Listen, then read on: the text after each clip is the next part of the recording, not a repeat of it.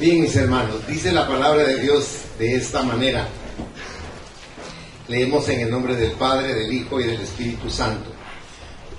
Tomó luego Samuel una piedra y la puso entre Mizpa y Sen, y le puso por nombre Ebenezer, diciendo: hasta aquí nos ayudó Jehová.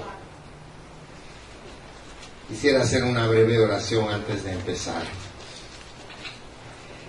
Dios mío, Dios de los ejércitos del cielo, quiero aferrarme a ti hoy para obtener fortaleza y estabilidad en el andar de mi vida. Solo en ti puedo encontrar contentamiento, protección, luz y misericordia. Y te alabo por este hecho, Señor. Hazme un instrumento en mi doloroso mundo como tus profetas en su tiempo. Ayúdame a estar firme en ti, que anhelas ver hombres y mujeres venir al conocimiento de tu fe. Te lo pedimos en el nombre precioso de nuestro Señor Jesucristo. Amén, Señor, y amén. Pueden sentarse, mis amados hermanos. El mensaje de esta mañana va en relación con los 25 años que tenemos de estar sirviendo a Dios como iglesia.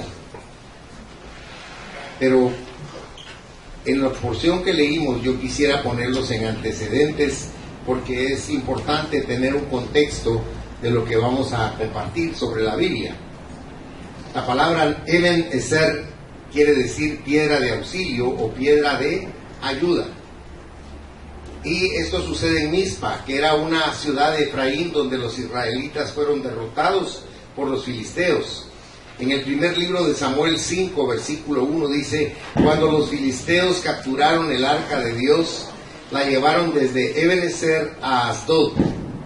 Luego, después de haber derrotado a su vez a los filisteos, los israelitas erigieron un monumento de piedra dándole este nombre. Ahora los sucesos. Lo que sucedió en Mizpa fue lo siguiente. Samuel vertió agua delante del Señor como un símbolo del arrepentimiento de la nación, sus corazones derramándose en tristeza por sus pecados. Segundo, ofreció un holocausto para indicar la completa entrega a Dios de Israel. Y oró por la nación mientras temían la llegada de los filisteos, y Dios le dio al ejército de Israel una gran victoria. Imagínense qué día fue ese para ellos. Con una sola oración, Samuel consiguió una victoria que Sansón, en sus 20 años de juez, jamás alcanzó. Tal es el poder de una vida consagrada al Señor. Por eso dice en Santiago 5, versículo 16: confesaos vuestras ofensas unos a otros y orad unos por otros, para que seáis sanados. La oración eficaz del justo puede mucho. Ahora, esto tiene el propósito de que confiemos. La iglesia es un testimonio de lo que puede hacer el poder de Dios. La iglesia tiene un propósito definido por Dios, y es predicar las buenas nuevas de Dios, con un propósito: cambiar nuestra mente y nuestro corazón. Porque nosotros tenemos una mente estereotipada por la sociedad en la que vivimos, pero cuando dejamos entrar el fluir de la palabra de Dios como un río, comienza a transformarse nuestro pensamiento, comienzan a cambiar nuestras actitudes y comenzamos a sensibilizarnos para percibir el poder del Espíritu Santo en nuestra vida. Porque, hermanos, hemos tenido religiones, pero no hemos tenido un contacto profundo con Dios. Y eso se logra solo a través del nuevo nacimiento y con una vinculación constante con el Espíritu Santo, para que entonces nosotros podamos vivir y dedicar el propósito de nuestra vida a encontrarnos con Dios cada día, a tener una vida exuberante, una vida completa, una vida plena. Eso es lo que Dios quiere para nosotros, y es lo que estamos viendo, que si en el pasado hemos sido fieles, tendremos ahora muchos motivos para sentirnos agradecidos con el Señor. Hay 5 cosas que le quiero decir antes de entrar en el mensaje. La primera, tiene que haber en nosotros contrición. Esta palabra dice el diccionario que es arrepentimiento por haber ofendido a Dios. ¿Y quién de nosotros no ha ofendido a Dios, hermanos? Todos hemos ofendido a Dios. Pero cuando tenemos contrición, el Señor lo nota en nuestro corazón. Ahí en ese mismo capítulo que estamos viendo del primer libro de Samuel, en el capítulo 7, leemos en el versículo 2 que dice: desde el día que llegó el arca a Kiriat Jearim pasaron muchos días. ¿Cuántos días dice su Biblia? 20 años. 20 años estuvieron lejos del arca, que era el símbolo de presencia de Dios en medio del pueblo judío. Y toda la casa de Israel lamentaba, dice, en pos de Jehová. Porque a veces menospreciamos la presencia y la relación con Dios, pero cuando viene la crisis, la necesidad, la angustia, el afán y la ansiedad, acudimos a Él con mucha prisa, porque sabemos que lo vamos a encontrar y que Él va a ser con nosotros sumamente fiel, porque así es Dios. Él es maravilloso. Lo segundo que tenemos que tener con Dios, aparte de la contrición, es la confesión. Si usted ve en el versículo 6 de ese capítulo 7 del primer libro de Samuel, dice: y se reunieron en Mizpa y sacaron agua y la derramaron delante de Jehová y ayunaron aquel día y dijeron ahí: contra Jehová hemos pecado. Y juzgó Samuel a los hijos de Israel en Mizpa. O sea, la nación entera tuvo esa actitud maravillosa de poderle decir a Dios: hemos pecado contra ti. ¿Se recuerda el hijo pródigo cuando volvió en sí, como dijo cuando estaba en la porqueriza? Volviendo en sí dijo: ya no soy digno, dice, de ser llamado tu hijo, pero voy a regresar a ti. Y cuando regresa, lo que encuentra son los brazos abiertos de un padre que lo amaba. Porque cuando usted cae, el Señor lo levanta. Y cuando usted mismo se levanta, acude a Él y Él lo recibe. Dios jamás nos va a dejar solos. Cuando le confesamos a Él nuestros pecados, como el hijo pródigo que le dijo: contra el cielo y contra ti he pecado, Él nos escucha y se agrada de que tengamos esa actitud sencilla del corazón para podernos limpiar y restaurar. Lo tercero es la conversión, ese cambio que necesitamos hacer nosotros mismos. Si usted ve en el versículo 3 del primer libro de Samuel, dice: habló Samuel a toda la casa de Israel diciendo: si de todo vuestro corazón os volvéis a Jehová, quitad los dioses ajenos y a Astarot de entre vosotros, y preparad vuestro corazón a Jehová, y solo a Él servid, y os librará de la mano de los filisteos. O sea, tenemos que volvernos a Dios con todo nuestro corazón. Lo cuarto es la separación, porque si usted notó, aquí les digo que tenía que quitar los ídolos. Hermanos, todos tenemos ídolos y los debemos quitar de nuestra vida. Puede ser nuestra casa, nuestro trabajo, nuestra familia, qué sé yo, cuántas clases de ídolos podemos tener. Puede ser un vicio, puede ser deseos insensatos, tantas cosas que son como ídolos, porque un ídolo es algo que está en nuestro corazón antes que Dios, y nosotros tenemos que tener como prioridad a Dios en nuestro corazón. Nada puede interponerse a eso. Si usted no tiene a Dios primero en su corazón, cambie, arrepiéntase y ponga a Dios de verdad en primer lugar en su vida. Y lo quinto que vemos es la consagración. Aquí les dijo Él: preparad vuestro corazón a Jehová y solo a Él servid. ¿Se ha fijado que nosotros cuando estamos en la iglesia asumimos esa posición espiritual que necesitamos tener? Pero luego cuando salimos al mundo y nos vamos de la iglesia, nosotros volvemos a entrar en esa vorágine, en ese río caudaloso que es el mundo. Y ya no es Dios nuestra prioridad. Nos olvidamos incluso de esa prioridad. No permita que eso le suceda. Sea estable con Dios. Nosotros, hermanos, no somos macetas. Nosotros no nos llevan de un lugar para otro. Nosotros somos árboles plantados junto a las corrientes de las aguas para dar fruto a su tiempo. Por eso esta iglesia ha permanecido contra viento y marea. A mí me decía un siervo de Dios que me tenía cariño, me decía: pues, pero ¿por qué no tenés muchísima más gente? Y entonces yo le dije a él que hay cantidades de características en las iglesias. Hay iglesias que son muy grandes y muy populares. Hay iglesias que son medianamente en su tamaño, en su asistencia. Y hay iglesias pequeñas como la nuestra, que para nosotros es un gozo y una delicia, porque nos deleitamos en el manjar de la palabra de Dios. Mire, usted no se da cuenta ahorita, pero el que está comiendo con la palabra de Dios es su espíritu, y está frente a una mesa llena de manjares deliciosos. ¿Se recuerda cómo dice el Salmo 23? Dice: aderezas mesa delante de mí en presencia de mis angustiadores. Porque la palabra de Dios son como comida exquisita para nuestro espíritu. Lo que pasa es que usted quisiera sentirlo en su paladar, pero un día usted va a madurar y va a crecer espiritualmente, y la palabra de Dios se va a volver algo delicioso en su boca, porque la palabra de Dios es viva y eficaz, y nos sacia y nos llena, nos satisface. Es maravillosa la palabra de Dios. Estos pasos que hablamos, estos 5 pasos, de seguro nos van a conducir a Ebenezer. Vamos a estar siempre donde Dios nos va a estar auxiliando. No nos va a dejar ni nos va a desamparar jamás. Por eso hoy le estamos dando gracias, porque durante 25 años no nos ha dejado y no nos ha desamparado jamás. Hemos tenido crisis horribles, hermanos, que no las voy a mencionar.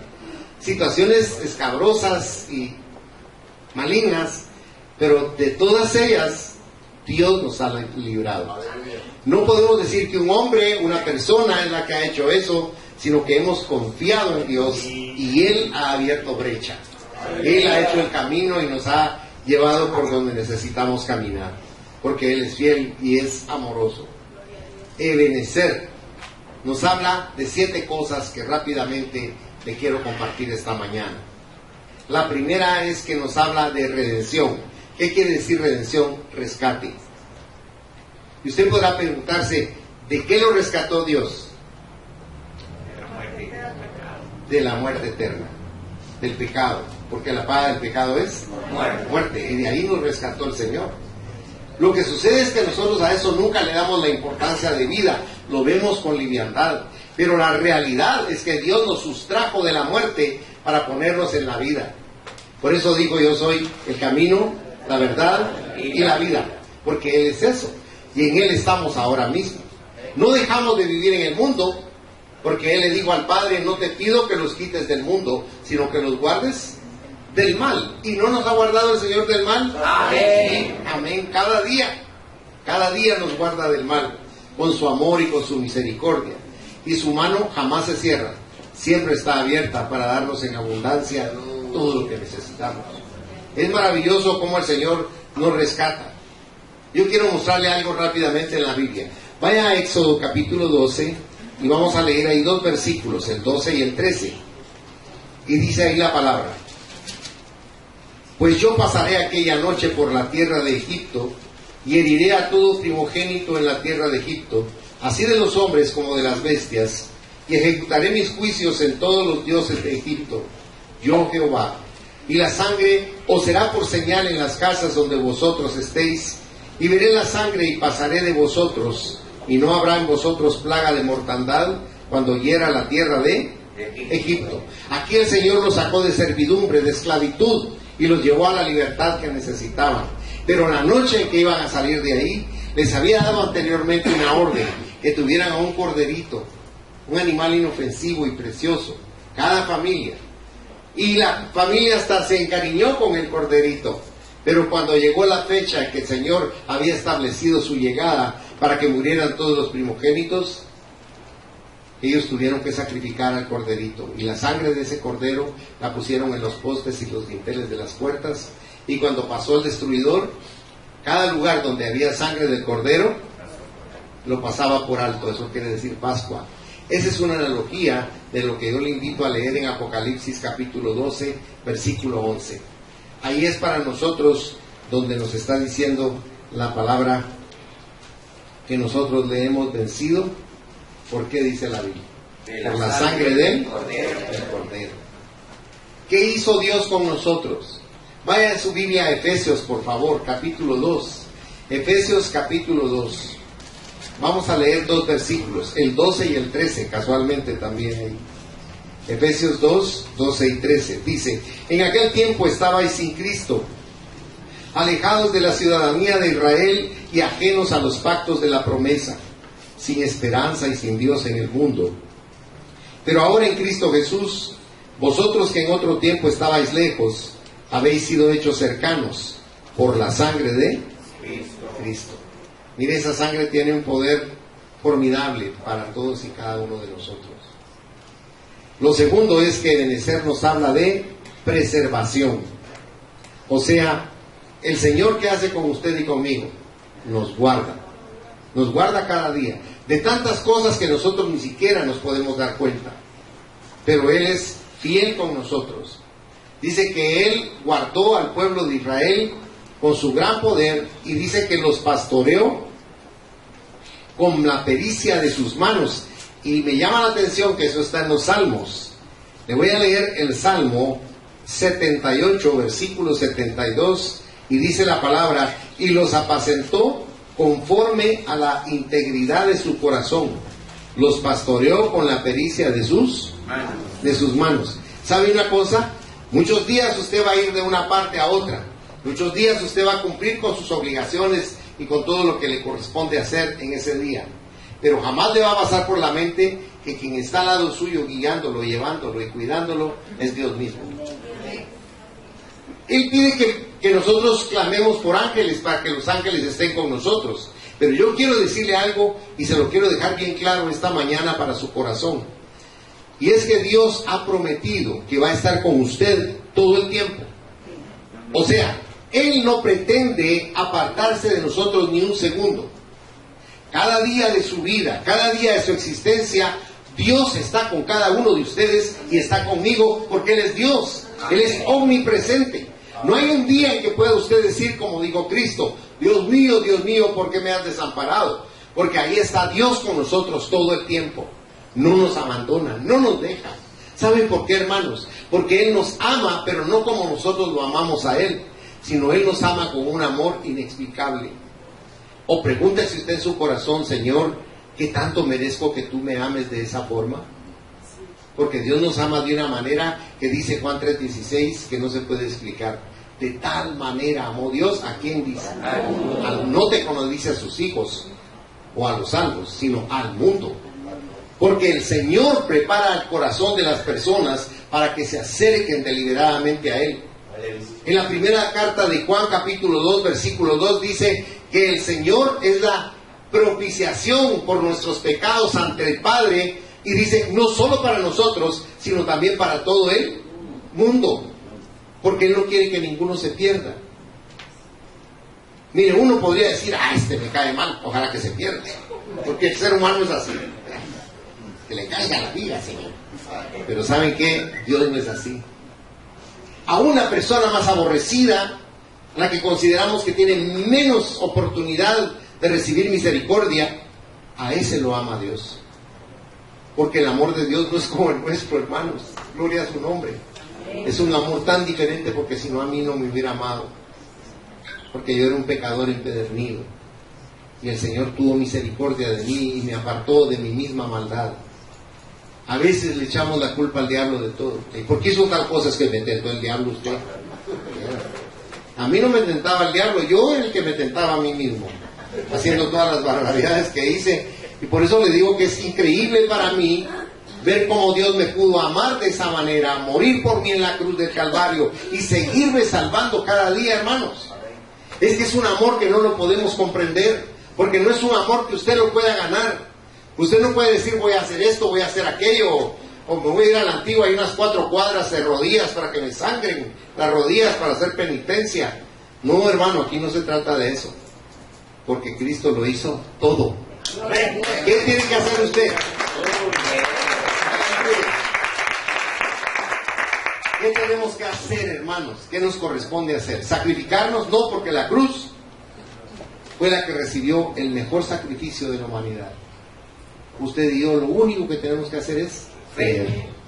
Y como decía nuestra hermana, hasta eso nos cuesta, hermanos. Nos cuesta tanto creer. Yo le voy a hacer una pregunta. ¿Cree usted que si existiera Billy Graham, por ejemplo, usted tendría que ir a Estados Unidos para que la oración suya tuviera mucha fuerza, mucha unción. ¿Qué tenemos que hacer? ¿Se recuerda la primera lectura que tuvimos de Santiago? En la introducción, ¿cómo dice Santiago? ¿Se recuerda? Santiago dice ahí, la oración eficaz del justo puede mucho. Porque usted no puede imaginarse que cuando usted dice algo, usted está siendo un creador, usted está creando. Por eso cuando usted le dice cosas buenas a una persona, usted está creando bendición para esa persona. Y cuando usted dice cosas que no vienen al orden, usted está creando también, pero maldición. Por eso cuando usted ora con fe por alguien para que se sane, científicamente no tiene una explicación racional, porque no se puede explicar un tipo de sanidad de esa forma. Pero cuando nosotros llegamos a comprender que si le hablamos a Dios de corazón creyendo, todo nos va a ser posible y vamos a recibir todo. Amén. Y esta no es cuestión de vehemencia, hermanos. Esta no es cuestión de fanatismo, pero tampoco de racionalidad. Porque aquí lo que entra es ese elemento formidable que el Señor Jesucristo nos concedió como un gran favor y se llama fe. Y la misma explicación que da la Biblia de la fe es sorprendente, porque en Hebreos 11:1 dice la Biblia, es pues la fe, la certeza de lo que se espera, la convicción de lo que no. ¿Quieren algo más ilógico que eso, mis hermanos? Pero ¿saben qué? Así es. Porque la fe genera un poder tan grande que Jesucristo dijo, si tú realmente pidieras algo con fe, por ejemplo, le podrías decir a este árbol sicómoro, desarráigate y plántate en el mar, que es imposible que una planta de la tierra produzca en el mar por la sal, y lo haría, dice. El Señor estaba tratando de llevarnos a un extremo, porque nosotros somos por naturaleza escépticos y también incrédulos. Los 12 apóstoles, 3 años y medio anduvieron con Jesús en su ministerio público. Pero si usted nota en los evangelios, va a ver que aún ellos durmiendo, viviendo, caminando, comiendo con Jesucristo, no tenían una plena convicción, porque todo lo estaban asimilando en la carne. Hasta que Él les dijo que no se movieran de Jerusalén, porque iban a recibir la promesa. Y la promesa era el Espíritu Santo. Por eso Nicodemo intuyó que había algo superlativo en lo que ese carpintero de Galilea compartía, porque no era filosófico, era sumamente profundo y objetivo. Era algo pragmático, que lo podía comprobar él con sus ojos y con su vida, ver cómo los cojos caminaban, los ciegos veían, los mudos hablaban, los sordos oían, y eso no se podía hacer fácilmente hasta la fecha. Pero cuando ellos se dieron cuenta que tenían que recibir un poder sobrenatural, en Hechos capítulo 2, vino sobre ellos el poder del Espíritu Santo en el día de Pentecostés, y entonces el Espíritu de Dios revivió y comenzaron a entender, a comprender lo que ordinariamente usted no comprende con la palabra de Dios.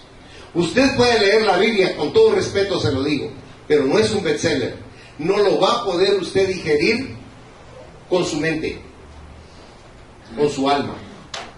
Usted necesita nacer de nuevo para que sea su espíritu el que recoja todo ese conocimiento, ese caudal, ese tesoro de conocimiento espiritual que Dios tiene para nosotros. Es formidable lo que Dios nos ofrece. Por eso es precioso ver lo que Él hace con nosotros. ¿Nos guarda entonces el Señor? Sí, nos guarda. ¿Cómo dice el Salmo 23? ¿Se recuerda cómo dice en el versículo 4? Aunque ande en valle de sombra y de muerte, dice no temeré mal alguno, porque tú estás conmigo, ¿verdad? Él está con nosotros, no nos deja, no es condicional la presencia de Dios en la vida suya, siempre va a estar con usted. Él anhela que comprendamos eso nosotros. En Proverbios 2, versículo 8 dice la palabra: es el que guarda las veredas de juicio y preserva el camino de sus santos. O sea, hasta el camino nos guarda Él. ¿Sabe? Sería interesante que se cumpliera en nosotros la oración de Pablo que hizo en Primera de Tesalonicenses 5, versículo 23, donde él dice que el Dios de paz os santifique, dice, por completo, y todo vuestro ser, espíritu, alma y cuerpo sea guardado, dice, irreprensible para la venida de nuestro Señor Jesucristo. O sea, si usted nota, el que hace realmente la labor en nosotros es Dios. Es Dios. Mire, el hombre es arrogante y dice: ah, yo por mis pistolas. Mañana. Todo viene de Dios, hermanos. De verdad. De verdad. Mire, Alejandro el Grande quería seguir conquistando, pero no pudo. En su féretro pidió que le quitaran todas sus joyas y que le sacaran sus brazos para afuera, para que se dieran cuenta que no se llevaba nada de esta tierra cuando murió, y que los científicos más grandes de la época lo cargaran en su féretro, para también mostrarles que el hombre está limitado en sus capacidades de sanidad, porque tiene el poder de la vida y de la muerte, y se llama Jesucristo. Es Dios. Y es el que tiene en su mano esta fuerza. Lo tercero que le quiero decir es que Benecer nos habla también de respuesta a la oración. Cuando Samuel en el versículo 9 leyó, si usted se recuerda, dice: y clamó Samuel a Jehová por Israel, y Jehová le oyó. Jehová le oyó. A mí me decía un amigo árabe, vos me dijo, si yo fuera Dios le hubiera metido una patada en las posaderas a los judíos y los hubiera echado al mar Mediterráneo. Sí, pero no sos Dios. Porque ¿saben qué pasa? Israel es figura de nosotros. ¿Cómo somos nosotros, hermano? ¿Tenemos mejores que los israelitas? No. No. Ellos son un reflejo de nuestra manera de ser, de cómo somos nosotros. Por eso, cuando usted ora de corazón, Dios le responde. Mire, ¿alguna vez ha pensado usted en el ciclo de la lluvia? Perdón que le ponga ese ejemplo. Por mí pasaron muchos años y nunca me detuve a pensar en ese ciclo. Pero el calor del sol produce vapor, el vapor se condensa en nubes y las nubes hacen que llueva. Pero ese ciclo está medido y controlado, es maravilloso. Y no nos damos cuenta, pero así sucede. Y sabe una cosa curiosa, en el libro de Job, que es el libro más antiguo de la Biblia, usted va a encontrar una llamada en relación con esa explicación. Mire con cuántos años de antelación. Vaya al libro de Job, si es tan amable. En el capítulo 36 dice en el versículo 37. Se lo voy a leer ahí rápidamente. Job 36, verso 27. ¿Cómo dice de Dios Job? Él atrae las gotas de las aguas al transformarse el vapor en lluvia. Mire qué formidable. Como Dios está explicando el nutriente que hay para las plantas, para los árboles. O sea, aquí está tratando de poner Job una analogía. Porque, por ejemplo, así como el vapor sube y produce la lluvia que nos beneficia, así cuando usted ora, usted debe de orar de verdad con convicción, con plenitud. Por ejemplo, cuando se ponía incienso perfumado para Dios en el altar, se ponía sobre carbones encendidos. Estaba trepidando ese fuego y ahí echaban el incienso y eso subía como olor agradable para Dios. ¿Sabe una cosa? Usted puede hacer lo mismo. Si su corazón tiene fe y devoción y está ardiendo en fe, la oración que usted eleve para el cielo va a ser como una lluvia de bendición para su vida. Es lo que Dios quiere que comprendamos y que nos cuesta tanto porque somos incrédulos. Pero cuando usted ora, yo quiero que sepa que Dios lo escucha y que Dios le responde. No se trata de que usted sea bueno o malo, se trata de que usted crea para que reciba la respuesta de Dios. Cuarto, Ebenezer nos habla de victoria también. Porque mientras Samuel ofrecía ese corderito, el pueblo estaba temblando de miedo porque venía el ejército filisteo para destruirlos. Pero dice la Biblia que Dios tronó de tal forma en los cielos sobre el ejército filisteo que pararon huyendo. Y los judíos los siguieron y los derrotaron. Porque cuando el Señor escucha nuestra oración, Él nos da la victoria sobre cualquier circunstancia que nosotros estemos atravesando. Le reitero, la fe es algo maravilloso en nuestro corazón. Y si pedimos en el nombre del Cordero de Dios que quita el pecado del mundo, la respuesta es inevitablemente positiva para nosotros. Quinto, Ebenezer nos habla de fidelidad divina. Nos ayuda a todo lo largo del camino. Porque, ¿saben una cosa? En estos 25 años de la iglesia, no ha faltado una sola de las palabras de Dios. Todas las palabras que Dios nos ha dicho se han cumplido. Y esto sucede en el libro de Josué. Si usted pudiera ver Josué 23, versículo 14. Josué era un hombre ya de edad aquí.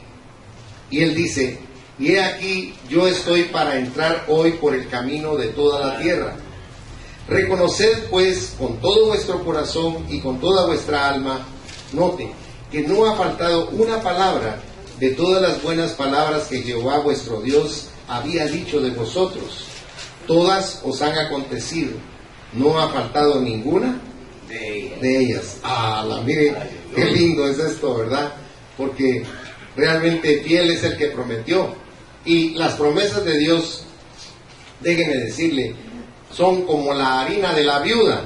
¿Se recuerda usted que a uno de los profetas de Dios, al profeta Elías, el Señor le mandó que fuera a Sarepta, pero no había llovido, había una escasez de agua tremenda y no había alimento, no había qué comer? Y le dijo: ve a Sarepta y una viuda te va a alimentar. Y cuando llegó a Sarepta, efectivamente una mujer viuda estaba recogiendo unos pedacitos de madera para hacer la última comida para ella y para su hijo. Y sin embargo, Dios hizo un milagro. Porque este hombre se acercó a ella y le dijo: dame de comer. Y le digo: ay Dios, apenas un pedacito tengo para mí, para mi hijo. Y ahí nos morimos porque ya no hay que comer. Entonces le dijo: no, le dijo, porque Dios, ¿qué es lo que tiene? Le dijo: un poco de harina y un poquito de aceite. Pues no se va a escasear la harina ni el aceite, pero dame a mí primero. ¿Usted qué hubiera hecho?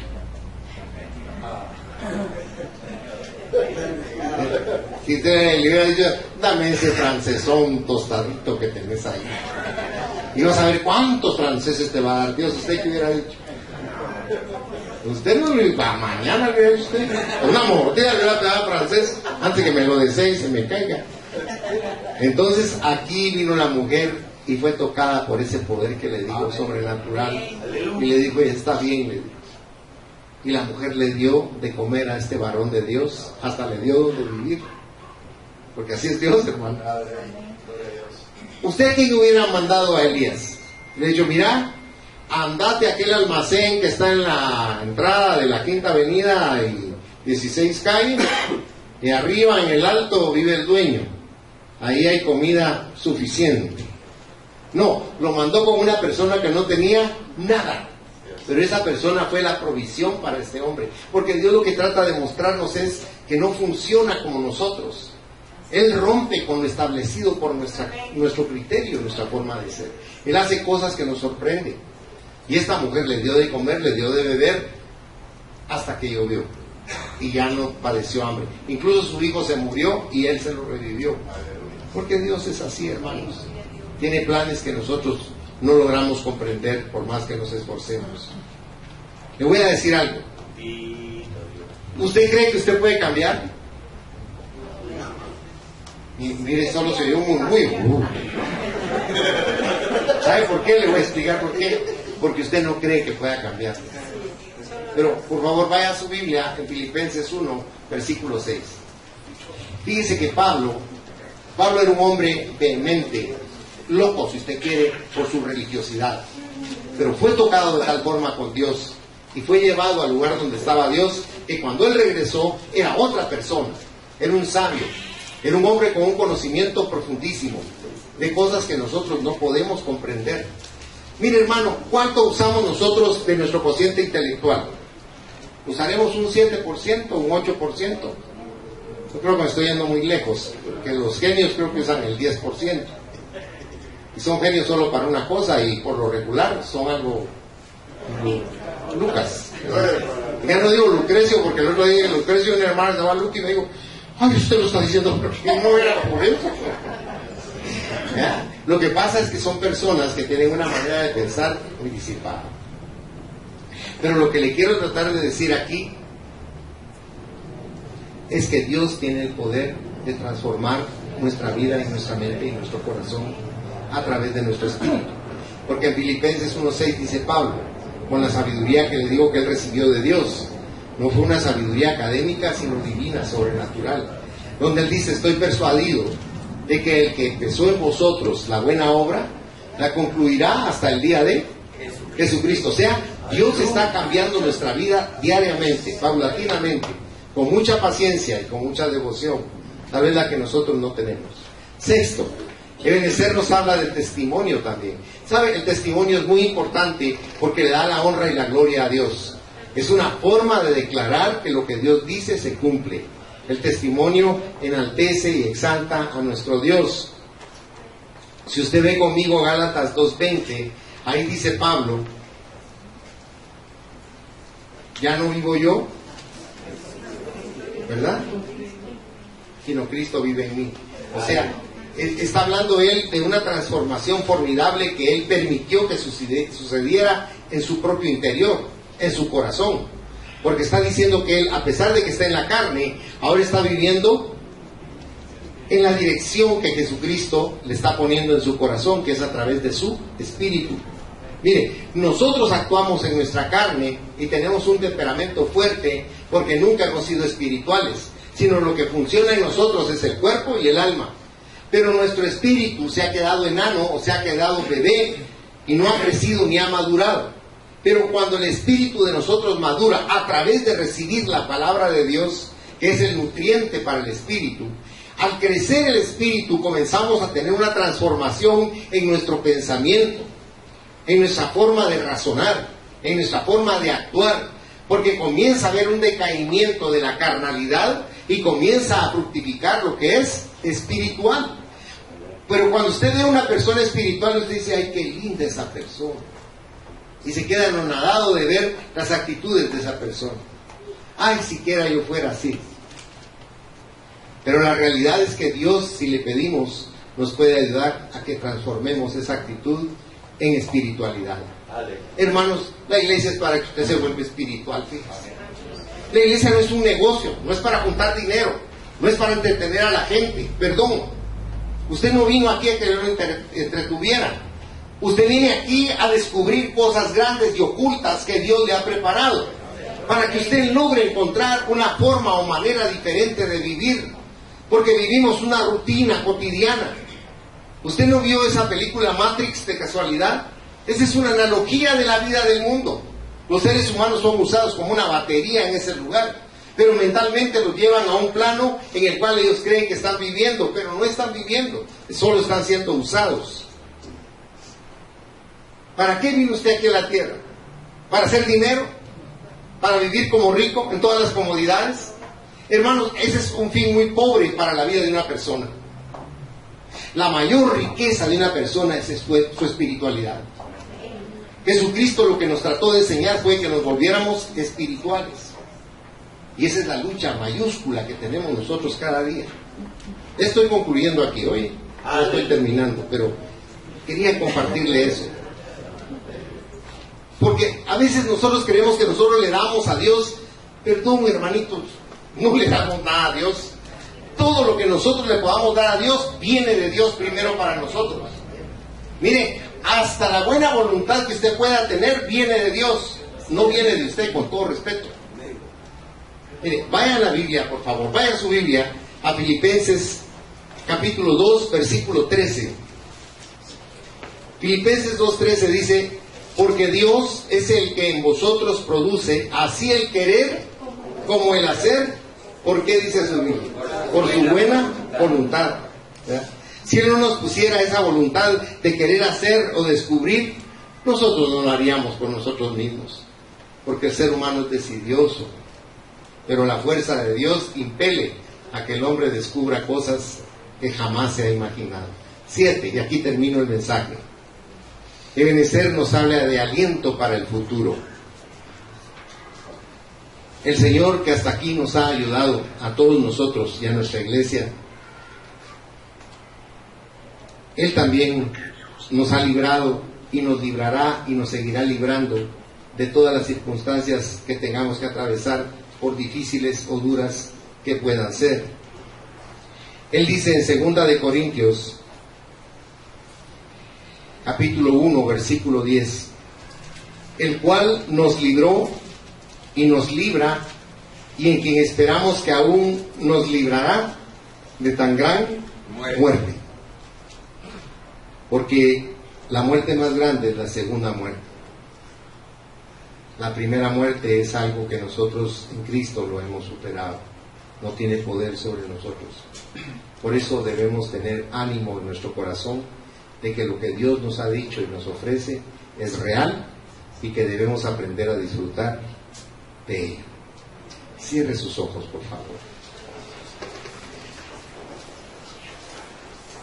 Hoy damos las gracias a nuestro buen Dios, Padre, Hijo y Espíritu Santo, por este maravilloso día, después de estos 25 años en que nos ha sostenido, librándonos de todo tipo de mal y usándonos con amor y con bien en esta obra que nos ha encomendado. Así, con reverencia y gratitud, damos a Él la gloria, la honra, la exaltación y la alabanza eterna en el poderoso nombre de Jesús.